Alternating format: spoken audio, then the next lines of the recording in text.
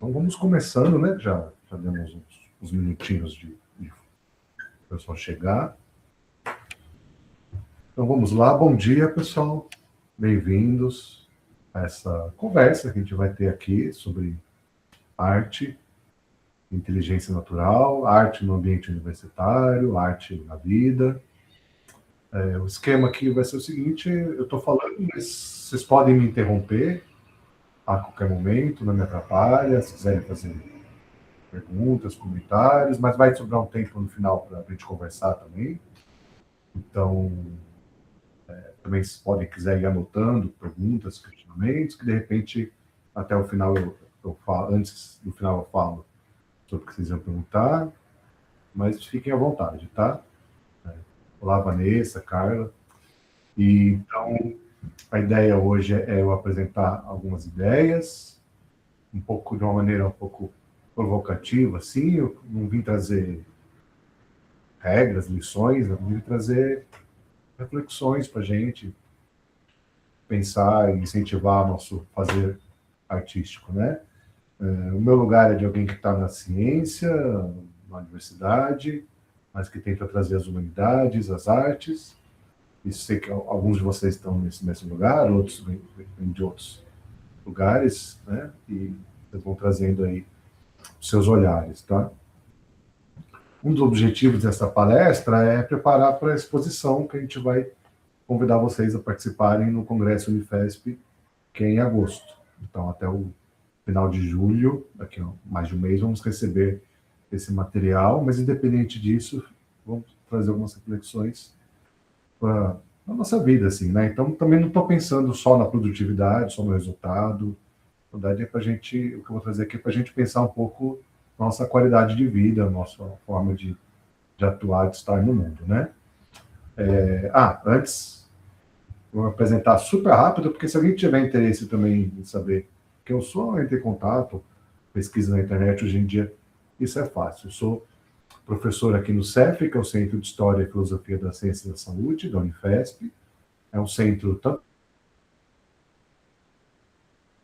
da Unifesp, e a gente também atua nos cursos de graduação e pós-graduação com as disciplinas de humanidades, tá? A minha formação é bem bagunçada, assim. Eu fiz desenho industrial, eu fiz história, e o mestrado e o doutorado na área de ensino e saúde. Eu atuo também como fotógrafo faz bastante tempo, desde 98, né? Já fui profissional. Hoje sou mais artista na fotografia, encara a fotografia mais como um trabalho autoral, artístico, e vou trazer um pouco dessa experiência para vocês. O tema arte e inteligência natural surgiu para provocar, porque a gente está vendo o tema inteligência artificial em tudo. Já tem gente até já ficando cansada de ouvir falar de inteligência artificial. Está no tema do Congresso Unifesp. Para quem não sabe, né, para quem não está muito ligado, o Congresso Unifesp é Congresso Acadêmico Unifesp, na verdade, é um congresso onde alunos, tanto de graduação, pós-graduação e extensão, apresentam seus trabalhos. Principalmente os alunos que têm bolsa, têm que apresentar seus trabalhos no congresso. Então, é um congresso muito grande, que abrange toda a Unifesp, e uma parte muito grande, talvez mais da metade dos alunos, acabam se envolvendo de uma forma no congresso. Então, é um evento bem grande, e no tema tem inteligência artificial, e eu queria provocar um pouco e pensar se tem uma inteligência natural, existe uma outra inteligência. Se existe inteligência artificial, existe uma outra inteligência que não é artificial? Seria a natural? Seria o que sempre existiu? E será como que está essa inteligência hoje em dia? Então vamos pensar um pouco nisso, né? E eu queria começar pensando no que é a vida hoje, né? Qual as características do nosso estilo de vida atual. A vida hoje em dia ela é super corrida, é super competitiva, é super performática. A gente tem tanta coisa para fazer, e eu acho que, além de muito estressante, virou um campo fértil justamente para essa tentação da inteligência artificial, né? Então, a gente não tem tempo para nada, a gente tem que fazer muitas coisas, a gente tem que fazer coisas bem feitas. Imagine que hoje em dia muita gente se sente cobrada a ser um bom profissional, a ser uma pessoa com muitas atividades, que tem uma atividade intelectual, que tem uma vida esportiva, que tem uma vida espiritual, que tem uma vida familiar, e que tudo isso é super bem feito, e você tem que mostrar isso nas redes sociais. Então a gente vive uma vida super atribulada, super funcional, que tem mil coisas para serem feitas ao mesmo tempo. Não dá tempo, não dá tempo de curtir, não dá tempo de viver a vida praticamente. A gente só vai dando conta das obrigações uma atrás da outra. A gente sente que precisa simplificar, mas não sabe por onde. A gente sente que precisa viver mais os momentos reais da nossa vida, mas não sabe como fazer isso. E vem a inteligência artificial com essa tentação de eu vou simplificar a sua vida, eu vou fazer algumas coisas para você, você me pergunta e eu já te dou a coisa pronta, né? Então a gente tem esse lugar que a inteligência artificial parece, às vezes, responder, dar conta, né? E então eu queria pensar um pouco nisso, né? Nesse lugar da arte, nessa vida super cheia de coisas, super estimulada que a gente tem hoje, né? Então eu queria antes, né, falar de um conceito que eu acho essencial para a gente discutir aqui, digamos que vai ser a base do que a gente vai falar aqui. Eu trago um autor que pensou muito bem nesse conceito, que é o Jorge La Rosa Bondia, que é um filósofo da pedagogia, escreveu isso aqui há uns 20 anos atrás e está mais atual do que nunca. E eu vou ler aqui, mas para a gente ler juntos, né? Sei que vocês estão vendo na tela, mas a gente pode ler juntos. Isso aqui é importante. Isso aqui é um pouco um resumo do artigo dele, sobre a experiência. A experiência, a possibilidade de que algo nos aconteça ou nos toque, requer um gesto de interrupção. Um gesto que é quase impossível nos tempos que correm.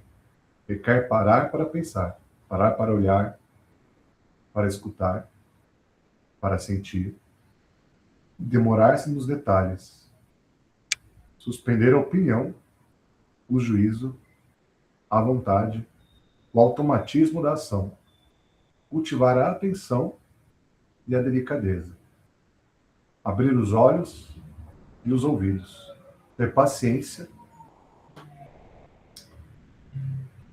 e dar-se tempo e espaço. Percebo que nesse pequeno parágrafo, quando La Rosa define para ele o que é experiência, ele fala de um monte de coisa que é tudo contra o senso comum de hoje. Parar para pensar. Parar para olhar. Parar para escutar. Parar para sentir. E demorar-se nos detalhes. É suspender a opinião e o juízo. Coisa que parece que a gente não consegue mais fazer, né? A gente para pouco, né? A gente corre, corre, corre. Parece que é uma competição para tudo, tudo é competitivo, né? A gente vê muitos estudantes de graduação aqui, por exemplo, que além de estudarem medicina ou enfermagem, também participam dos esportes e levam super a sério, se machucam nos esportes, tem contusões, porque treinam no máximo, jogam no máximo. Também querem performar no máximo nas redes sociais e na parte acadêmica também, ter as melhores notas e já pensar na especialidade, na melhor especialidade possível, na que dá mais reconhecimento, na que dá mais dinheiro. E tudo isso com 20 anos. E muitos já estão quebrados fisicamente por causa do esporte e às vezes emocionalmente por causa dessa pressão toda. E não para, não dá tempo de parar. Pro La Rosa, a experiência, que para ele é algo que está acabando, 20 anos atrás. A experiência é o que nos traz conhecimento para viver melhor a nossa vida. Não é o conhecimento teórico e genérico da parte dos livros, dos estudos. É um conhecimento que até pode ser aplicável a outros, mas é primeiramente aplicável a mim mesmo. Mas ele também defende que a experiência é necessariamente algo que acontece a mim, não que é feito por mim. Quando a gente tem o domínio, o controle da situação, quando a gente está no automático, quando a gente está dando conta dessa rotina maluca do dia a dia, a experiência não acontece. É só vocês pensarem, se alguém faz o mesmo caminho todo dia para trabalhar ou para estudar, os dias que o caminho deu certo, você nem lembra desse dia. São iguais. Os dias que as coisas dão certo, são iguais, são genéricos. Você lembra do dia que deu errado, teve problema, ou que deu mais certo que o normal, que foi tudo maravilhoso. O dia aconteceu uma coisa bonita ou uma coisa horrível no seu caminho, o que você fez? São esses os dias que a gente lembra bem. Então, a experiência, a oportunidade de mudar, de crescer, de melhorar, de incrementar meu pensamento, ela depende de coisas acontecerem a mim. A experiência é quando eu sou passagem dos acontecimentos. Os acontecimentos passam por mim, por cima de mim. É quando eu não tenho controle. E ora, é tão normal nos dias de hoje a gente querer controle, segurança, se busca tanto isso, se vende tanto isso. E eu estou dizendo para vocês que é justamente no não ter o controle, não ter a segurança, é onde está a experiência e é onde a gente tem a oportunidade de crescer, de abarcar mais coisas do mundo. Cada vez que eu tenho uma experiência, meu mundo aumenta. Essa nova experiência faz parte de uma esfera ao redor de mim, que é meu mundo. Esse mundo inclui os lugares que eu ando, as pessoas que eu conheço, os lugares que eu visitei, os livros que eu li e me lembro, as dores que eu tive, as felicidades que eu tive. É um mundo que pode ir crescendo. Ele vai crescendo com a experiência. Ele vai crescendo quando eu paro para prestar atenção no que acontece, quando eu paro para escutar os outros. Quando eu estou falando, não tem experiência. Hoje, aqui, enquanto eu estou falando, eu não tenho experiência. Estou dizendo o que eu tenho conhecimento para vocês. Eu vou ter experiência se algum de vocês fizer uma pergunta difícil para me responder, ou que eu não sei responder, que me surpreenda. Né? Eu vou ter uma experiência se a internet aqui cair, eu ficar sem conexão. Né? Enquanto está dando certo, eu estou dando a minha aulinha que eu domino, eu não tenho experiência. A experiência também envolve a gente não julgar, ou pelo menos adiar o julgamento, segurar o julgamento, tentar julgar depois. Né? Eu primeiro viver a experiência, depois julgar ela. Diga, Frank, quer falar? Pode falar. Eu achei curioso. Bom, antes de tudo, né, bom dia, pessoas presentes. Meu nome é Frank Busato. Eu não sei se aqui tem pessoas com deficiência visual, posso fazer minha autodescrição se necessário, só, por gentileza, manda no chat. Eu achei interessante, professor, bom dia, essa observação de que quando a gente está no normal, vamos chamar assim, né, no cotidiano, a gente diminui a nossa percepção para as experiências. Mas talvez aí esteja um ponto interessante dentro desse contexto. Porque nós valorizamos muito pouco todos os momentos, então a gente talvez tenha dificuldade para valorizar até de uma forma diferenciada os momentos diferentes. Me corrija, por gentileza, se eu estiver equivocado na leitura. Não, obrigado. Acho que faz sentido. Acho que faz sentido, né? E quando a gente está no automático, quando a gente tem cada vez mais coisas para fazer e vai dando conta, a gente vai ficando cada vez mais anestesiado. Né? Cada vez mais sem dar valor nem para coisa boa, nem para coisa ruim. A gente acaba aceitando coisas ruins e não dando atenção para coisas boas. Por exemplo, né?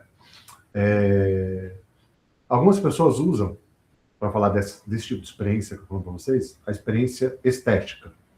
Já viram? Quem já estudou filosofia né, ou alguma área relacionada, talvez conheça, a experiência estética. E o que é a experiência estética? Não é da clínica de estética de colocar botox no rosto, ou fazer harmonização facial. Esse é um uso só de um lado do sentido do estético. Na verdade, a palavra estética na filosofia, ela tem um sentido que vem da palavra aesthesis, grega, e que se opõe à palavra anestesis. Aí fica fácil entender o sentido de estética. Estética é o oposto de anestesia. E a gente tem a tendência a se anestesiar hoje em dia. Né? Eu acho que a inteligência artificial vai nos anestesiar mais ainda. Então, eu estou querendo trazer essa experiência estética, a experiência de despertar. Né? Quando você tem uma experiência estética, quando você vê, por exemplo, um filme que mexe com você, quando você lê um livro, você se identifica fortemente com uma personagem, ou mais de uma. Você conhece alguém, uma pessoa que você tem uma conversa incrível, que te marca. Quando você passa por uma situação intensa, boa ou má, de coisas que acontecem a você, você faz uma viagem incrível que te surpreende. Né? Quando você vê uma coisa bonita no caminho, no dia comum, você está andando na rua que você passa sempre, de repente você vê uma árvore florida, e aquilo chega até você, você percebe, porque às vezes a gente passa pela árvore florida e não vê. Muitas árvores floridas a gente passou e nem soube que elas existiam, porque não parou para prestar atenção. Então, eu vou voltar nesse conceito de experiência estética bastante. Tá? Senão eu fico falando até às 11h30 só disso, mas a gente vai falar bastante disso, que é importante. E eu queria trazer para vocês uma ideia, um conceito de olhar contemplativo. Tem muito a ver com experiência. Né? Porque o que é contemplativo? Contemplar é olhar algo com atenção. Ver de verdade. Tentando não julgar. Tentando compreender ou viver. É o olhar que talvez todo fotógrafo devesse ter. Mas a gente sabe que nem todo fotógrafo tem. Tem fotógrafo que está no modo automático, fazendo o que se espera que ele faça. Um fotógrafo profissional, por exemplo, o cliente já vem querendo que ele faça o que ele já fez antes. Mas quando a gente está falando de arte, e aqui vale para o desenho, para a música, para a dança, qualquer coisa, e a gente que faz arte de uma maneira amadora, ou mais profissional, mas porque gosta, a gente deveria ter um olhar contemplativo sobre a nossa arte. Entendeu? Prestar atenção nas coisas. Viver o momento, né? Vamos voltar nisso. Eu vou falar especialmente de fotografia aqui, que é a minha área, mas eu acho que vale para qualquer outro. Se tiver alguém aqui de outra área artística, coloca no chat aí para me saber também que arte você faz, tá? Não precisa ser profissional, seja lá qual for a forma de arte que você gosta, né? Então, eu vou centrar na fotografia. E a fotografia é interessante porque alguns consideram a forma de arte mais simples. Né? Desde que as câmeras se tornaram eletrônicas, né? Antes do digital até, a partir dos anos 70, 80, com alto foco, e as câmeras eletrônicas que avançam sozinho os filmes e tal. Então, a fotografia se tornou algo tecnicamente simples. Hoje em dia, com o smartphone, então, todo mundo já tem câmera, todo mundo já está com a câmera no bolso. A partir do momento que você faz uma foto, você, de alguma forma, pode dizer que é fotógrafo. Então, é uma forma de arte muito simples, muito acessível, né? Talvez não seja tão fácil dizer que é músico, que é pintor, que é escultor, né? Até artesão, né, que está entre a arte e a técnica. Até para ser artesão, você precisa de algum nível de conhecimento, treinamento, aprendizagem. Mas a fotografia a gente sai fazendo. Se é bom ou não é outra coisa, que é muito relativo. Mas a gente se torna fotógrafo. E mesmo que você queira se tornar fotógrafo de alto nível, ter o equipamento profissional, aprender conceitos, técnicas, não é muito difícil, não é muito inacessível hoje em dia. Então é uma forma de arte muito acessível, então permite a gente rapidamente passar para questões do olhar. O mais importante para o fotógrafo não é o equipamento ou a técnica, é o que ele está querendo comunicar, o que ele está querendo buscar, quais são as ideias dele, qual é a criatividade dele. Né? Eu trabalho com um tipo de fotografia chamado fotografia contemplativa. A Vanessa, eu sei que conhece bem, aqui com a gente, que é uma técnica que é meditação e fotografia. É uma forma de meditar fotografando, ou de fotografar meditando. uma forma de tentar entrar num estado mental aberto, não julgador, não conceitual. É tentar estar na percepção. Digamos que a gente tem duas formas de ver o mundo, sempre. Não só na fotografia. A gente pode olhar para as coisas de uma forma conceitual, uma forma pré-conceitual, uma forma técnica e automática. A gente, por exemplo, olha e já sabe mais ou menos o que é aquilo e já parte para a próxima. A gente utiliza a nossa memória, nosso conhecimento, nosso julgamento. Isso é muito útil, muitas vezes, mas também nos tira da experiência. Em oposição a isso, a gente pode olhar para as coisas de uma forma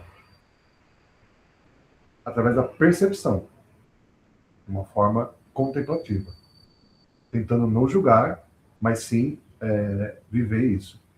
Ah, a Vanessa falou que o TCC dela é sobre isso, exato. Depois, se der, coloca o link aqui. Eu fiz o meu doutorado também sobre a fotografia contemplativa aplicada. Eu vou falar daqui a pouquinho. Só para vocês entenderem, né? Não dá para dar uma aula aqui de fotografia contemplativa. Agora, se tiverem interesse, eu passo o site, tudo para vocês, tem vários artigos, não precisa necessariamente fazer um curso, eu posso passar. Mas é fotografiacontemplativa.com.br, no site meu. Lá tem vários artigos sobre isso, se alguém tiver interesse. E vira e mexe, estou fazendo cursos aqui na Unifesp e fora também. Tá? Mas a fotografia contemplativa tem muito a ver com essa ideia de experiência. É a mesma coisa. Tentar olhar de uma maneira mais devagar, mais atenta, adiando o julgamento, tentando ver primeiro. Né? É quando você vê as coisas, a fotografia contemplativa, quando você está olhando as coisas como imagem, como está ali na sua frente. É como olhar para um carro e não pensar no valor do carro, que tipo de pessoa tem aquele carro. E sim perceber a cor dele, as formas, o brilho, como ele se relaciona com uma parede que está atrás, como ele se relaciona com a luz, com folhas caídas no capô.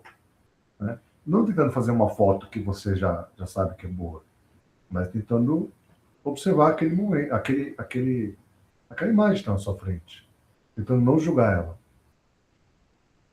Eu dei um exemplo do carro, porque, por exemplo, quem não gosta de carro, geralmente não presta atenção em carro. Mas a ideia não é prestar atenção no carro, é prestar atenção em um objeto colorido, ou cinza, ou branco, ou preto, que brilha, que tem formas. Né? Esse é o desafio. Na fotografia contemplativa, seria ideal a gente conseguir olhar as coisas sem saber o que elas são e o valor delas. Não dá. Mas a gente tenta deixar isso para um segundo momento e primeiro observar elas.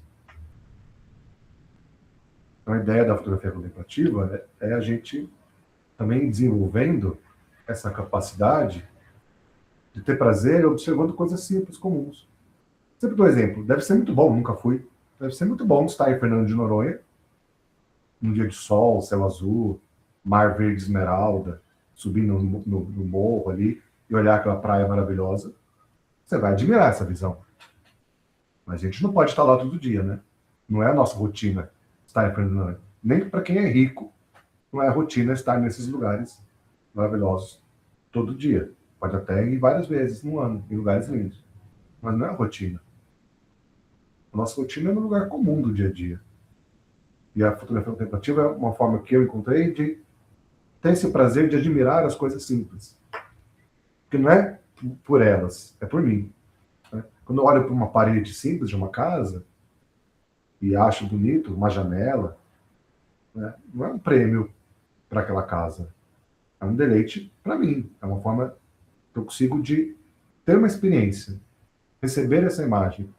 Porque não fui eu que fiz aquela parede, aquela janela. Por isso da experiência, né? E a tentativa, né, o objetivo da fotografia contemplativa é treinar essa capacidade, que vem muito do budismo, de olhar tudo como se fosse novo, sempre. Mesmo que seja o mesmo lugar de todo dia. Claro que se você pensar nisso no sentido mais espiritual do budismo, você pode entender que tudo é novo mesmo. Nada é a mesma coisa. Você não é o mesmo no outro dia, muito menos aquele lugar. Mas, independente disso, eu acho que a capacidade de ver as coisas como novas está mais em nós. Né? Mesmo que seja o mesmo lugar, mesma luz, mesma cor, eu posso olhar de novo E pelo menos por um momento tentar olhar como se fosse algo novo, como se fosse a primeira vez. Eu acho que existe um nível de beleza nas coisas simples e comuns. Quando eu falo beleza, eu não estou falando da beleza estética das clínicas. Não estou falando da beleza comercial, da propaganda, dos produtos à venda, coisas novas, tecnológicas. Estou falando da beleza no sentido mais filosófico, tradicional, da beleza da coisa certa no lugar certo, da coisa que faz sentido, da coisa que remete a algo bom. E esse tipo de lugares que a gente passa, né? Eu acho que a gente fácil encontrar beleza em Fernando de Noronha, em Paris, em Bonito, em Miami, cada um tem o seu tipo de beleza, mas para quem gosta, é muito fácil achar. Deve ser, eu não tenho nenhuma vontade de ir para Disney, mas acho que estando lá eu acharia bonito. É feito para ser bonito. Só que eu pago por essa beleza. Você não chega na Disney de graça. Você paga a passagem, você paga a hospedagem, você paga ingresso. E aí você acha bonito. Mas e a calçada onde eu passo todo dia? Será que não tem algum nível de beleza ali? Né? Embora seja muito mais delicada, muito mais simples, mas está ali todo dia. Né? A Lia falou também, não tem vontade de ir para Disney, né? Claro, eu prefiro lugares mais autênticos, que não foram feitos para serem admirados, mas por acaso podem ser bonitos. Né? Há muitos lugares no mundo que não são famosos, e quando você está lá é incrível. E talvez a sua rua, ou o seu trabalho, um lugar que você passe de vez em quando. Né? E a fotografia contemplativa é a ferramenta que eu uso para admirar essas coisas comuns do dia a dia. Admirar a vida normal, a vida cotidiana. E registrar. E as fotos podem ser bonitas. É um exercício contemplativo, um exercício meditativo. Eu não faço para fazer fotos bonitas, eu faço para perceber as coisas ao meu redor, mas as fotos podem ficar bonitas e eu também posso postá-las, fazer uma exposição, vender a foto. Mas eu tento não ter isso como objetivo quando eu estou lá olhando as coisas, fazendo as fotos. Eu tento só ver, só registrar. Né? Eu acho que a gente tem, mas eu acho não, né? Não fui eu que inventei essa ideia, né? Foram os autores, Andy Carr e Mike Wood, autores do livro que chama Sangue Fresh, que é o livro sobre fotografia contemplativa, e eles citam algo que eles chamam de inteligência do olhar, inteligência da visão. É uma capacidade, digamos assim, claro que não é do olho, é do cérebro, mas é uma figura de linguagem, uma capacidade do olho de encontrar imagens interessantes, relações visuais, composições, cores, texturas, brilhos, luz e sombra, forma, espaço. A gente tem essa capacidade de perceber as coisas. Nosso olho o tempo todo está olhando para o mundo e vendo as composições que acontecem. E isso é muito interessante. É uma capacidade que a gente tem muito atrofiada. E se abrindo para essa inteligência, se abrindo para esse olhar atento às coisas que acontecem, a gente se abre para uma experiência interpelativa, uma experiência que nos interpela, que nos convida a mudar em algo, a prestar mais atenção, a descobrir, a acrescentar ao nosso mundo mais alguma experiência, mais alguma informação. Às vezes até isso pode ser desconfortável. Esse é um perigo do modo de vida anestesiado, porque ele é confortável. Né? E aqui eu estou falando do modo de vida sem anestesia, quer dizer, de despertar. Também é desconfortável. Olhar para as coisas não é só ver beleza, também é ver coisas desconfortáveis, mas provocativas. Vou falar rapidamente sobre o que foi a minha tese. Eu vi que vocês estão aí no chat que a Vanessa colocou, né? Depois não deixa de seguir o Instagram lá, meu também, Yuri Bittar, com 2 T's, e o Foto Contemplativo, acho que vocês vão achar legal também, o CEF, que é o Centro de História e Filosofia aqui da IPM Unifesp, e o CAEC Unifesp também, onde tem atividades como essa e muitas outras sendo sempre divulgadas. Mas no e-mail que eu passei para vocês tinha esses links do Instagram também. E eu terminei a minha tese em 2023. O tema era a aplicação de um curso de fotografia contemplativa para os alunos da graduação e pós-graduação, os cursos de saúde aqui do Campo São Paulo da Unifesp. Está disponível no repositório da Unifesp, no site do CEF, é bem fácil achar o interesse. Colocar Yuri Bittar, a fotografia contemplativa no laboratório do olhar. Ou seja, eu fiz um trabalho. Depois. Obrigado, Ana. Deixa eu ver, a Lia falou. Da experiência no máximo das pessoas tirando selfie. Então, Lia, eu fui na Pinacoteca antes da pandemia, 8, 10 anos atrás, e já fiquei besta com isso. Imagina hoje em dia. As pessoas, ninguém mais olhava, as pessoas ficavam filmando os quadros, não sei para quê, em vez de olhar para os quadros, elas ficavam filmando os quadros para ver depois. Para que ver depois o que está na sua frente, né? Mas enfim. E eu acho que hoje em dia nem olha mais nem filma mais o quadro, elas se filmam o quadro atrás, só para dizer que foi, né? Então, está cada vez mais maluco isso. E eu só queria mencionar que na minha tese, eu fiz uma metodologia de pesquisa que eu acho muito interessante, e aí começa a se aproximar bastante do que eu estou querendo falar para vocês, que eu propus. Eu trabalhava antes com história oral de vida, então eu entrevistava as pessoas, né? Então, é uma entrevista aberta, uma entrevista grande, que é onde a pessoa traz toda a história de vida dela para chegar no momento que eu quero pesquisar. Eu já tinha feito isso no mestrado e outros projetos. E no doutorado eu resolvi fazer diferente, como era sobre uma disciplina, os participantes de uma disciplina de fotografia contemplativa. Então eu propus para os meus entrevistados trazerem objetos que fossem biográficos, objetos que fizessem parte da biografia deles, e mostrando os objetos para mim e contando a partir deles a história de vida da pessoa.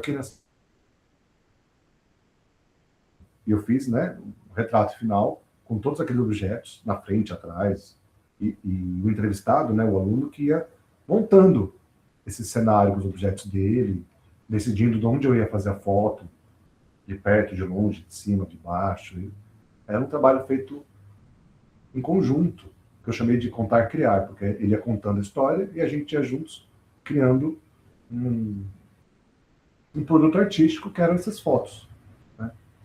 E foi uma experiência muito legal, porque foi um jeito de, através de imagem e palavras, e contando quem eles eram e qual é a relação deles com o que eu queria saber, que era a participação nessa disciplina, e ao mesmo tempo criando essas obras de arte, que eram as fotografias, que não eram só minhas, eram nossas, era uma criação minha com eles, e acabou sendo muito, muito interessante essa parte.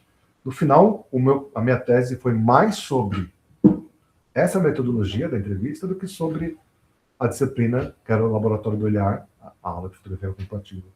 Então, a própria metodologia em si acabou sendo muito interessante. Foi uma forma de estar registrando um acontecimento que é acadêmico, que é científico, mas de uma maneira artística. Trazer arte para uma pesquisa científica acabou sendo bem legal mesmo. Aí, então, chego no que eu acho que é mais legal de falar para vocês hoje, que é essa ideia de trazer arte e registro para a nossa vida, ou para o nosso trabalho, ou para a nossa pesquisa. Então, aqui vale para todo mundo.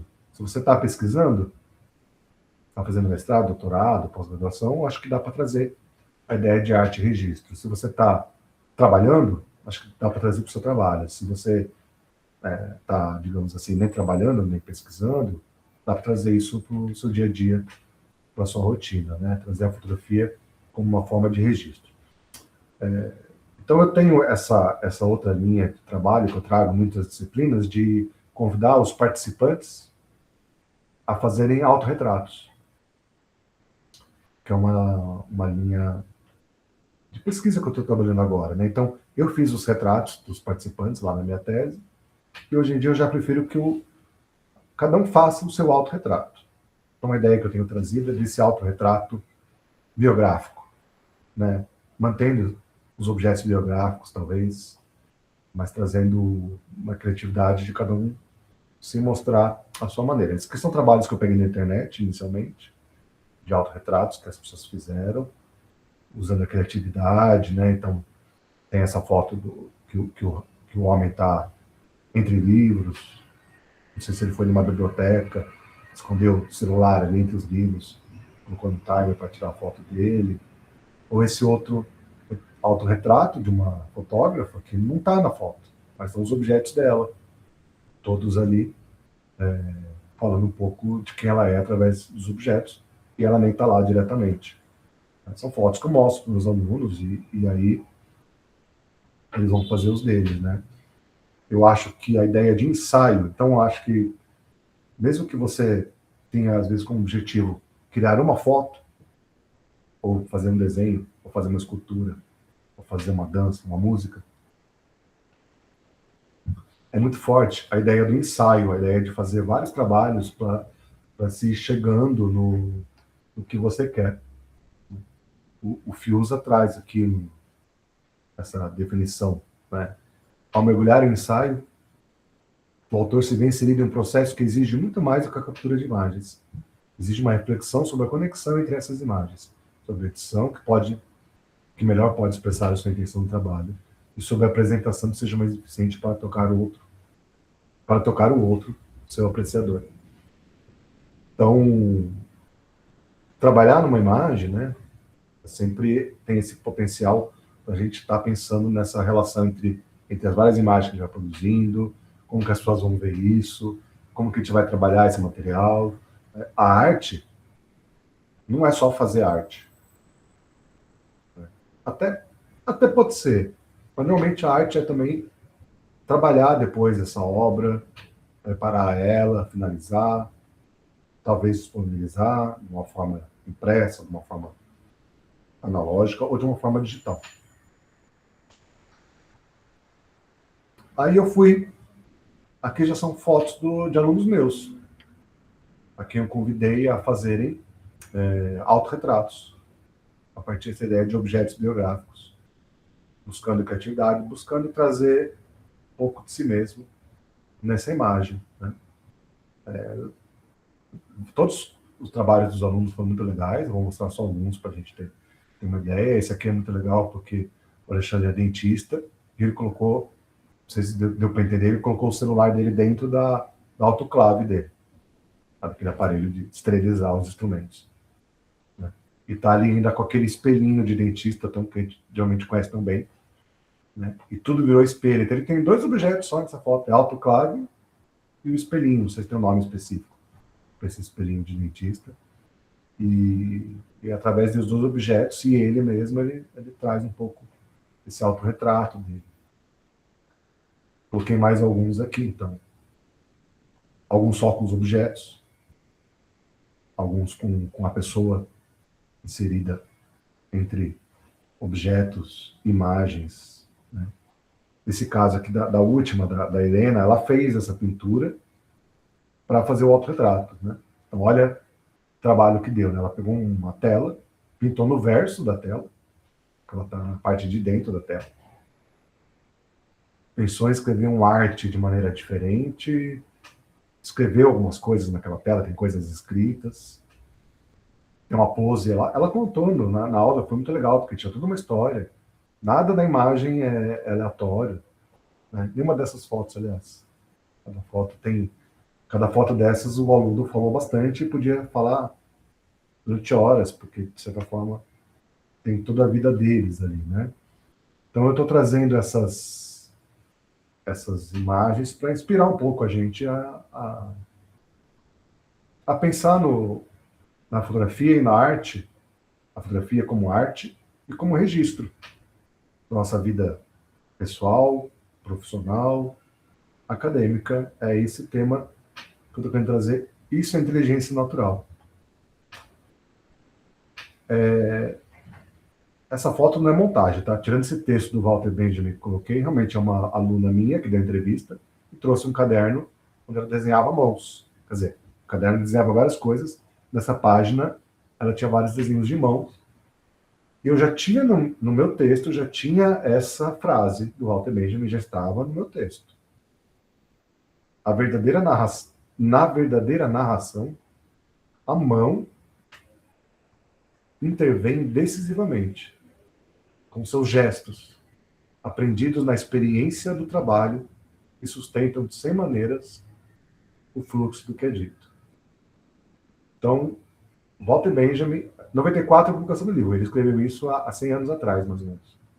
Há 100 anos atrás, o Walter Benjamin está dizendo que narrar, contar uma história, é quando a mão, através de gestos aprendidos na experiência, sustentam sem maneiras o fluxo do que é dito. Porque a gente faz arte com a mão. Mesmo que hoje em dia a gente use o mouse ou câmeras digitais, né? E até mesmo, talvez, pessoas deficientes que usam sistemas que você faz com o olho, mas é uma extensão da mão. Que a mão é o nosso fazer manual. Acho que a mão é a representação da nossa inteligência natural. A mão é como a gente faz as coisas há muito tempo. Muito antes de sequer imaginar um outro tipo de inteligência que não fosse a nossa própria. Eu acho que a inteligência natural é feita com os sentidos. As mãos e os olhos. Com tempo e atenção. E a sua vantagem é enriquecer a vida. Então, a reflexão principal que eu tenho hoje é a gente pensar se a gente está utilizando dessa inteligência natural que, com as mãos, com o tempo, com a atenção, com os olhos, enriquece a nossa vida. Esses dias eu utilizei inteligência artificial pela primeira vez para valer assim, né? Eu estou terminando um livro, logo vou convidar vocês para o lançamento. É um livrinho, é por editora mesmo, tal, mas não é uma grande produção, não tem muito dinheiro. É um livro de fotografia, tem pouca coisa escrita, então eu tive condições de contratar um revisor e pedir para a inteligência artificial revisar meu texto. Fiquei assustado, porque ela puxa o saco, elogia, dá sugestões, é uma coisa meio esquisita, mas funcionou. Claro que eu tive que revisar a revisão dela, eu não confio, sou desconfiado. Quando a inteligência artificial tomar conta do mundo, eu tô lascado, porque eu não confiei neles ainda, não aderi. Mas é esquisito. Mas, assim, eu acho que a gente tem que ter um olhar crítico para tudo que está acontecendo e pensando se o que a gente está fazendo está enriquecendo a nossa vida ou não. Enriquecendo não no sentido comercial, influência, mas no sentido de vida de verdade. Né? O que é vida de verdade? Tem várias definições, mas sabe, quando você está com seu filho, sua filha, seu sobrinho, sua sobrinha, seu marido, sua esposa, e você está vivendo um momento incrível, que você sente que aquilo é a vida de verdade, sabe? Você está passeando, comendo uma coisa que você realmente gosta, ouvindo uma música que mexe com o seu sentimento, vendo um filme que você pensa, poxa, valeu o ingresso, sabe? São momentos de vida, né? Não quando, enfim, você performou conforme as redes sociais esperam, necessariamente. Né? Isso é trabalho. Por mais que algumas pessoas trabalhem quase de graça, mas é trabalho. Trabalho é necessário, mas será que é a vida mesmo? Eu vi que aqui na forma de arte, o William falou que faz origami, né? E a Vanessa comentou que é uma forma de arte bem contemplativa, né? Muito legal mesmo. E realmente o origami tem tudo a ver com as mãos, né? Mas toda forma de arte, tudo que a gente faz, né? Só que, para mim, o que eu estou tentando dizer aqui, que a inteligência natural surge não só quando a mão está lá, mas quando a mão está lá com com sentidos, com olhar, com atenção, com tempo. Esse é o espaço da inteligência natural.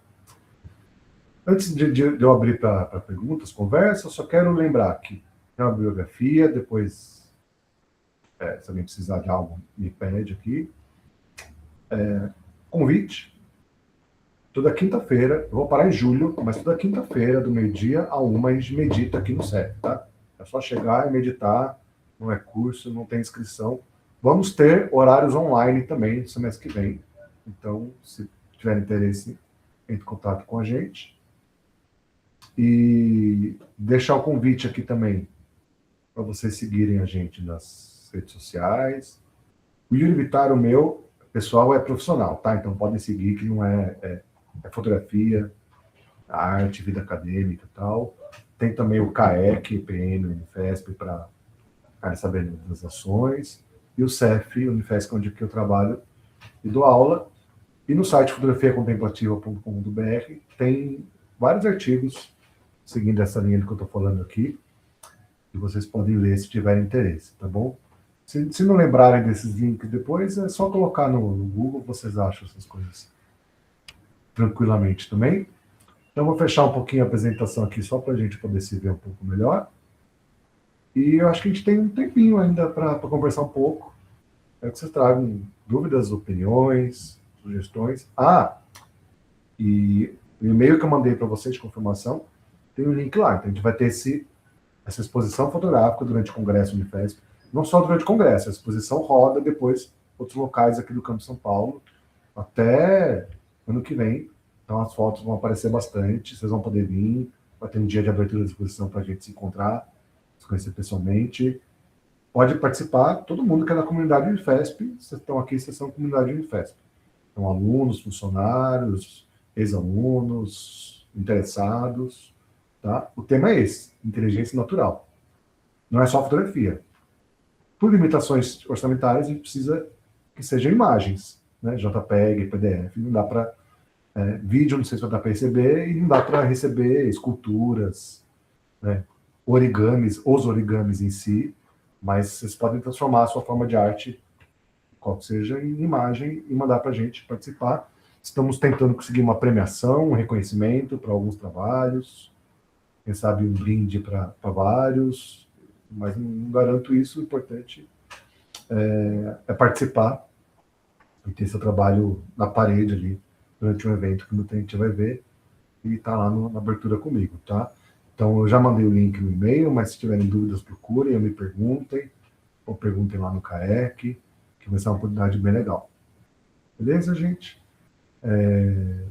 Vamos lá, gente. Eu vi que tem gente escrevendo aí no chat, mas também se quiserem falar, forme uma fila, ou enquanto não tem fila, sobe o microfone e sai falando.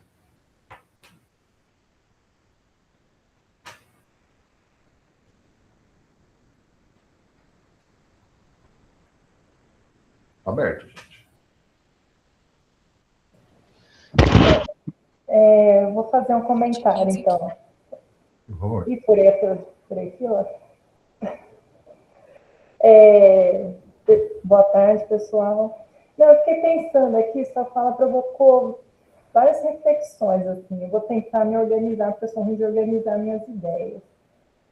Mas a impressão que eu tenho hoje é que, para muita gente, o que é humano já está ficando obsoleto, né? Que uma fala, uma atitude de que a IA sempre vai fazer melhor, sempre consegue fazer melhor. E aí, pensando no cotidiano que você trouxe, né, na questão da contemplação, hoje, por exemplo, quando a gente tira uma foto, alguns celulares automaticamente já dá a sugestão de melhorar com o IA, tem essa função. E aí você clica lá no sim, ok, e aí a gente nem repara no que de fato ela melhorou, né? A gente não vê se ela mudou a iluminação, um ângulo, alguma coisa, porque isso, pelo menos, poderia ser trazido para a nossa visão. Então, assim, no momento que eu vou fazer o retrato, tirar aquela fotografia, eu poderia trazer isso e pensar, né, no ângulo que eu estou tirando essa foto, nas sombras que estão envolvidas, no que tem de fundo. E a gente perde essa coisa que você falou no final do enriquecer a vida, né? A gente vai trazendo a IA pensando que vai ganhar tempo, que vai melhorar processos, mas no que está de fato enriquecendo a vida a gente fazer as coisas mais rápidas, né? De que realmente está trazendo para a gente. É isso, é uma reflexão aqui que eu fiz agora. Não, Fernanda, para expandir sua reflexão, eu vou trazer mitologia grega. Para os gregos, em algumas mitologias gregas, o ser humano ele tinha um problema, que é o esquecimento. O ser humano tendia a esquecer quem é de verdade. E, por exemplo, achar que era Deus. Isso era um medo grego, o ser humano achar que é Deus, porque é parecido, né? Tem a mesma cara dos deuses, né? Feita a imagens semelhantes. Então o ser humano não podia achar que era Deus, os deuses tinham medo disso. Para isso foram criadas as musas, que através das artes ajudam o ser humano a lembrar quem ele é. E hoje em dia surgiu um outro problema ligado ao esquecimento dos humanos, que é a gente achar que é máquina. E o pior, achar que é Deus era prepotência, era achar que a gente era nossos criadores. Achar que é máquina é achar que nós somos o que a gente criou. Né? De certa forma, é descer de nível. É abrir mão de coisas humanas, porque a máquina é menos que humano. Porque foi o humano que fez a máquina. Mas há um encantamento com a máquina. Quando a Elon Musk fala que quer colocar chip na cabeça das pessoas, já tem fila. As pessoas querem ser máquina. Se encantaram com a máquina. Inteligência artificial é isso. E o exemplo que você trouxe é ótimo, porque a inteligência artificial pode melhorar as imagens, ou até criar as imagens. Mas o bom das imagens é fazê-las. O bom de uma foto é que eu fui lá. Quando eu fiz a foto, eu estava lá. O melhor de uma foto de Fernando de Noronha não seria a foto, seria eu estava em Fernando de Noronha quando fiz. Estou dando um exemplo de um lugar que eu nunca fui. Né? Tem gente que vai lá e faz fotos lindas no IA. Só que não vale nada para mim, porque você não foi lá. Né? Diferente, eu preciso de uma imagem com uma ilustração, preciso fazer uma apresentação, preciso de uma foto de uma pessoa fazendo tal coisa. E não tem essa foto, tudo bem, mas assim, eu estou falando da fotografia como experiência, né? E o melhor é ir. Então, é melhor uma foto falsa de Paris ou é melhor eu ir para Piracicaba? Eu acho melhor eu ir para Piracicaba e fazer as fotos de Piracicaba. Pelo menos eu fui e fiz. Do que uma foto feita por IA em Paris, né? Em termos de experiência. Claro, a arte, gente, é ilimitada e a criatividade não tem parâmetros. Alguém pode utilizar a inteligência artificial para criar arte e talvez fazer uma coisa muito legal, mas eu estou pensando na experiência humana. Ela precisa que a gente vá lá com a nossa mão fazer as coisas. Eu queria aproveitar, bom dia a todos, para falar de um acontecimento essa semana. Eu recebi um videozinho em espanhol, né? Até um videozinho falando sobre sou agradecido, Senhor, tal. E é bonitinha a maneira que eles fizeram, mostrando tudo com animação, né? Que também hoje em dia ficou muito fácil fazer animação com a IA. E aí eu fui procurar de quem era a música. E é incrível. E um monte de gente, depois eu vi nos comentários, também perguntando de quem é essa música, quem canta. Não tem identificação, foi tudo feito pela IA. Então, é uma coisa assim, você perde também até a identidade, né? Porque assim, a letra alguém fez há um tempo atrás, foi modificado, e aí vira uma coisa assim, é da IA, não é de ninguém, né? E isso eu acho que cria uma coisa assim de pasteurização. As pessoas elas não se identificam, vai ficando como se tudo fosse igual. Fica faltando justamente a criatividade e essa parte do olhar e o que eu posso criar em cima da coisa. E aí fica assim, massificado. Né? Então, isso é um problema que eu acho sério. É lógico que a IA em algumas coisas ajuda muito, mas para a arte, principalmente, eu acho que tem que ter a experiência, como foi falado, e essa individualização, porque você pode estar no mesmo lugar de outra pessoa, Fernando de Noronha, duas pessoas olhando ou tirando foto, vai sair diferente, porque cada um tem um olhar, ou se apega a alguma coisa, né? E assim, com a IA fica tudo meio pasteurizado, igual, né? Era essa a contribuição. Assim. Isso mesmo. Vou comentar, deixa o Frank falar então, que tá na fila também. Depois eu falo uma coisa. Obrigado, mestre. Conectando a fala da Fernanda de antes com a aula toda e esse ponto importantíssimo que a Miriam trouxe neste exato momento, talvez a grande forma como a gente pode realmente aproveitar esse momento, estar presente neste momento, é compreender que a inteligência artificial é uma ferramenta só. E nada além disso, é um martelo, é um pincel, é uma câmera, é alguma coisa nesse lugar. Mas ela não consegue chegar onde a gente chega, onde o ser humano vai. Né? E está muito ligado com a aula toda. A inteligência natural, no meu entendimento, do que eu consigo tirar desse encontro de hoje, é estarmos presentes para percebermos o que estamos fazendo, como estamos nos relacionando com o meio, com as pessoas, com as ferramentas, como nós estamos olhando para isso tudo. E aí a gente que é da arte acaba, vamos dizer assim, canalizando tudo isso para a arte. Outras pessoas vão canalizar para outras coisas e está tudo certo. Né? E não transformar a inteligência artificial em algo revolucionário, né? Algo, não tem chance. Inclusive, a inteligência artificial não é nada revolucionária, na verdade, ela tem a tendência de pasteurização, de estagnação, de padronização, né? Como a Lia falou nos comentários, a edição de IA tende à perfeição e a vida real não tende à perfeição. Então, né, ela é meio artificial demais nesse sentido. Inclusive, fica aqui uma ideia. Uma série de livros que eu gosto muito, que é A Fundação, de Isaac Asimov, que, para quem não leu, se vocês lerem, isso já é tão familiar, porque é muito influente. Tudo que tem de ficção científica bebe da Fundação de Isaac Asimov. Isso passa no futuro distante, que tem um império galáctico, tem milhares de anos, e o problema é que ele entra em estagnação. Ele para. E um matemático fala, olha, esses sinais de que parou significam que tudo vai entrar em colapso. Quando está tudo se repetindo, está tudo ficando o mesmo, as coisas não melhoram mais, as coisas vão ficando cópias da cópia da cópia. E veja, o cara escreveu isso há 70 anos atrás.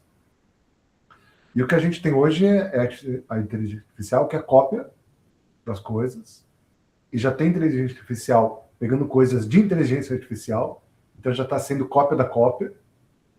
E uma hora vai ser cópia da cópia da cópia da cópia, e aí não tem mais nada novo. Então, realmente não é revolucionário.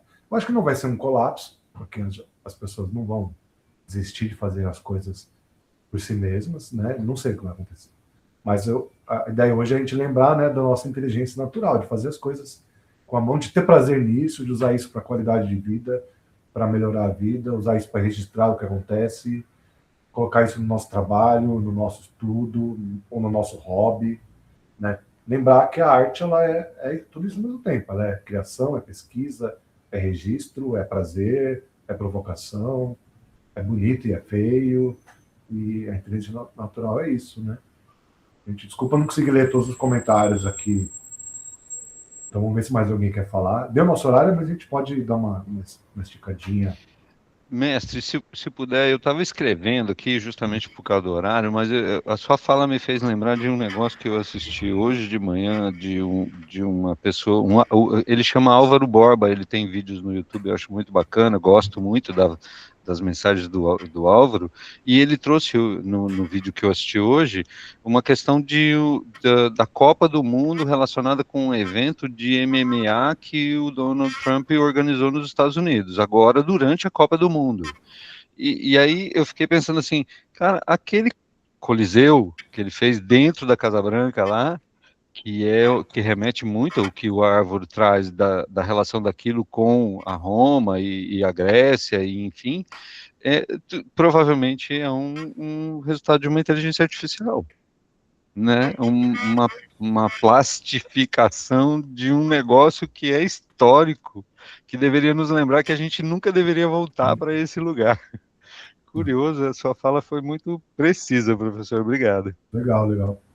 Eu queria também comentar isso que a Fernanda Cristina escreveu ali no chat, que essa perfeição da inteligência artificial pode começar a deixar as pessoas com medo de fazer as coisas de verdade, que elas vão parecer inferiores à inteligência artificial. Mas não, viu, Fernanda? Vão parecer muito melhores. Já tem um... Eu não lembro o termo em inglês, mas já estão criando um termo que as coisas de IA tem cara de pobre, tem cara de brega. Eu sei que são termos depreciativos, mas é o que estão falando. Não é que eu concorde, mas assim, já está virando uma coisa de mau gosto a inteligência artificial. Tanto que Desculpa interromper, pode terminar, Yuri, desculpa. Não, isso. E as coisas feitas à mão estão começando a parecer até chiques. Também não é isso, tá? Não é questão de chique e pobre, também, que isso aí também é superficial, mas assim, já tem gente sentindo necessidade de procurar coisas de verdade. Mas pode falar. Acho que é uma questão de autêntico, né? Assim, eu já vi anúncios de produtos de alto valor que vem escrito embaixo, feitos sem inteligência artificial. Nem sei se é verdade também, né? Tá escrito no anúncio ali. Assim, eu acho que não tem problema ter inteligência artificial num processo super burocrático, para agilizar, para analisar dados, não sei também. Mas não estão ficando boas as coisas criadas assim, né? E como o Frank disse, se usar isso como uma ferramenta, assim como o próprio computador, tem gente que foi contra o uso do computador. Deve ter ainda. Tem gente que é contra a máquina. Não porque seja maluco, mas porque acha que as coisas têm que ser feitas de uma maneira mais material, mais concreta, com as mãos, né? O Tolkien, o autor de Senhor dos Anéis, ele era muito avesso a esse tipo de televisão, cinema, máquina, computador. Essas coisas não atraíram, porque em vida ele não queria autorizar nenhuma adaptação do Senhor dos Anéis. Né? Que ele achava que isso desvirtuava. Claro, ele é uma opinião radical. E está no livro, porque no livro, para quem leu, o Saruman, aquele mago branco, constrói uma fábrica de orcs e é o momento pior do livro ali. Né? É isso. Gente, só um instantinho. Só vou abrir a porta aqui, tô com a campainha.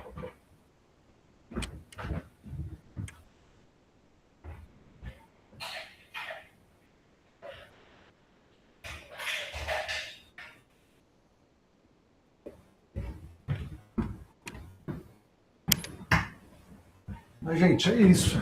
Espero que vocês tenham gostado. Deixa eu ver o comentário aqui, né? Ali atrás trouxe uma questão interessante. Você põe sua foto no Instagram e alguém sugere ela. Você precisa fazer uma lipo.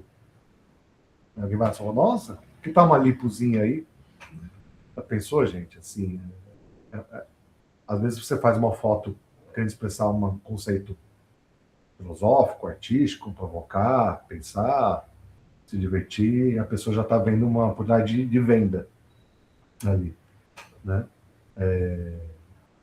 Tem pesquisas que mostram que o uso excessivo de IA por empresas baixa o valor econômico delas, né? É isso. Para quem tiver interesse, tem esse evento que a gente vai fazer, da exposição, e em breve, mas a gente também tem sempre cursos, oficinas ligados a essa ideia. Procurem seguir por esse caminho, manter a inteligência natural ativa. Beleza, gente? Então, para quem chegou no meio, perdeu uma parte aqui, estou gravando isso aqui, vou pôr no YouTube, eu mando o link para os inscritos aqui, tá bom? Gente, então, obrigadão. Obrigada, pessoal. A gente vai conversando, gente. Obrigado, pessoal. Tchau, obrigada. Até mais. Tchau, tchau. Até mais. Obrigada.